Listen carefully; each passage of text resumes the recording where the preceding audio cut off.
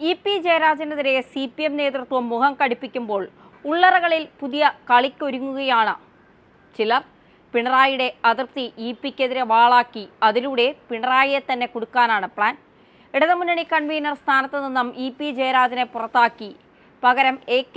ബാലനെ മുന്നണി കൺവീനറാക്കാനുള്ള കരുക്ക് നീക്കങ്ങളാണ് സംസ്ഥാന സെക്രട്ടറി M.V. ഗോവിന്ദൻ നടത്തുന്നത്. നീക്കം വിജയിച്ചാൽ പിണറായിയും കുടുംബവും അകത്താവും. തന്റെ മകനും സ്വപ്ന സുരേഷും തമ്മിലുള്ള ചിത്രം അതീവ രഹസ്യമായി മാധ്യമങ്ങൾക്ക് നൽകിയ ബിനീഷ് കോടിയേരിയെ ജയിലിൽ അടച്ചതുപോലെയുള്ള ഇ.പിയുടെ മന്ത്രവാദം പിണറായിക്ക് നേരെയും പ്രയോഗിക്കാം. പിണറായിയും ഗോവിന്ദനും കരുതുന്നത് പോലെ ഇ.പി ഒരു പൊട്ടനല്ല, അടിച്ചാൽ തിരിച്ചടിക്കും എന്ന വ്യക്തമായ സൂചന ഇ.പി നേതൃത്വത്തിന് നൽകിക്കഴിഞ്ഞു.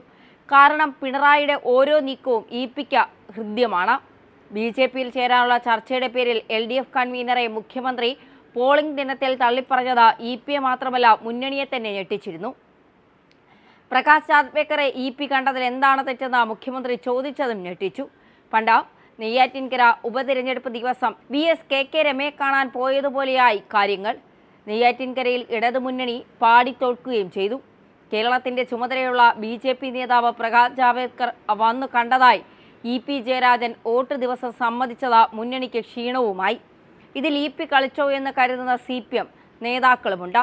മുഖ്യമന്ത്രി പിണറായി വിജയനും CPI സംസ്ഥാന സെക്രട്ടറി ബിനോയ് വിശ്വവും തള്ളിപ്പറഞ്ഞതോടെ ഇ.പി മുന്നണി കൺവീനറായി ഇനി എത്ര നാൾ എന്ന ചോദ്യമുയരുന്നു.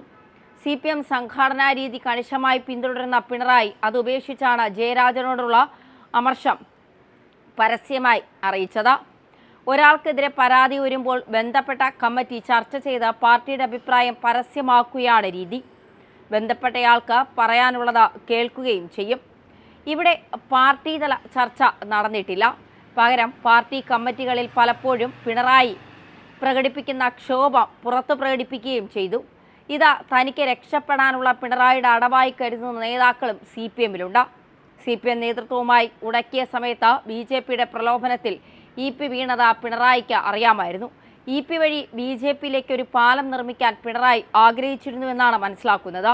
എന്നാൽ ഇലക്ഷന് തലേന്ന് മുന്നണിക്കാകെ അലോസരമുണ്ടാക്കുന്ന തരത്തിൽ അക്കാര്യം ഉയർന്നപ്പോൾ ഇനി സംയമനം വേണ്ടെന്ന് പിണറായി തീരുമാനിച്ചിട്ടുണ്ടാകാം. എന്നാൽ പ്രതിപക്ഷത്തിന്റെ വിലയിരുത്തൽ മറ്റൊന്നാണ്. LDF തോക്കുമെന്നുറപ്പായതോടെ ആ പാപഭാരം ജയരാജന് മേൽ ചാർത്തി കൈ കഴുകാനുള്ള തന്ത്രമാണ് മുഖ്യമന്ത്രിയുടേതെന്ന് അവർ കരുതുന്നു. ഇതേ വികാരം CPMലെ പല നേതാക്കൾക്കുമുണ്ട്. വഴിയിൽ കൂടി പോയപ്പോൾ എൻ്റെ വീടാണെന്നറിഞ്ഞ് ജാവേദ്കർ വന്നു കയറിയെന്നും തിരിച്ചയച്ചെന്നുമുള്ള ഇ.പിയുടെ വിശദീകരണം അണികൾക്ക് പോലും വിഴുങ്ങാൻ എളുപ്പമല്ല. കേന്ദ്ര കമ്മിറ്റി അംഗമായ മുതിർന്ന നേതാവ് വോട്ടെടുപ്പ് ദിനം തന്നെ പാർട്ടി ഇങ്ങനെ പരിഹാസ്യമാക്കിയത് എന്തുകൊണ്ടാണെന്നും പാർട്ടിയിൽ ചർച്ച നടക്കുന്നു. ദല്ലാൽ നന്ദകുമാറാണ് ഇ.പിക്ക് ഇടനില നിന്നതെന്നാണ് CPM നേതാക്കൾ കരുതുന്നത്. ദല്ലാൽ നന്ദകുമാറുമായുള്ള സൗഹൃദത്തിന്റെ പേരിൽ മുഖ്യമന്ത്രി ഒരിക്കൽ ജയരാജന് മുന്നറിയിപ്പ് നൽകിയതാണ്. ലാവ്ലിൻ വിവാദകാലത്ത് VS അച്യുതാനന്ദന്റെ കാലാൾപ്പടയിൽ ഉണ്ടായിരുന്ന നന്ദകുമാർ പിണറായി ഏറ്റവും വെറുക്കുന്നവരിൽ ഒരാളാണ്. ദേശാഭിമാനി ജനറൽ മാനേജറായിരിക്കെ സാന്റിയാഗോ മാർട്ടിനുമായി ഉണ്ടാക്കിയ ബിസിനസ് മിതമാണ് പിണറായി ഓർമ്മിപ്പിച്ച മറ്റൊരു ചീത്ത കൂട്ടുകെട്ട. ജയരാജന്റെ വൈദേകം റിസോർട്ട് രാജീവ് ചന്ദ്രശേഖരന്റെ സ്ഥാപനവുമായി കരാറിലായതും BJP LDFും തമ്മിലാണ് ഇവിടെ ചിലയിടത്ത് മത്സരമെന്ന് ജയരാജൻ പറഞ്ഞതും പാർട്ടിക്കും LDFനുമെതിരെ പ്രതിപക്ഷം ആയുധമാക്കിയിരുന്നു. മുഖ്യമന്ത്രിയുടെ പരസ്യ പ്രതികരണം ജയരാജനെ വൻ പ്രതിസന്ധിയിലേക്കാണ് തള്ളിവിട്ടിരിക്കുന്നത്. പാർട്ടി ആവശ്യപ്പെടാതെ തന്നെ മുന്നണി കൺവീനർ സ്ഥാനം അദ്ദേഹം ഒഴിഞ്ഞേക്കുമെന്ന് കരുതുന്നവരുമുണ്ട്. തിരഞ്ഞെടുപ്പ് കഴിയുമ്പോൾ സംഘടനാ രംഗത്ത് ആ തലവേദന CPMനെ കാത്തിരിക്കുന്നുണ്ട്.